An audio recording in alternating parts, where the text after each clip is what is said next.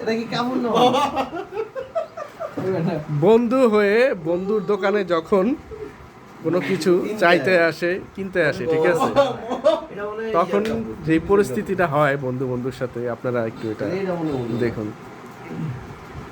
বাকি চাহিয়া লজ্জা দিবেন না। বাকি দিব না চাইয়া লজ্জা দিবেন না মানে মাল দাও সব কইলাম না ধরে ঢিলা মারবো বেশি কথা ওইলা কি কইছ মার তুই যা লই আমি তোর এই দেউছে আপনার বক্তব্য কি, মানে আপনি কি বাকি দিতে চাচ্ছেন না? না ভাই, ঈদের আগে কোনো দোকানে বাকি দেয় না, আমরা কেন বাকি দেব? আপনার তো বন্ধু উনি, বন্ধু হোক, হ্যাঁ ঈদ ছাড়া হলে বাকি দেব সেটা ভিন্ন বিষয়, কিন্তু ঈদের আগে কোনো বাকি হবে না।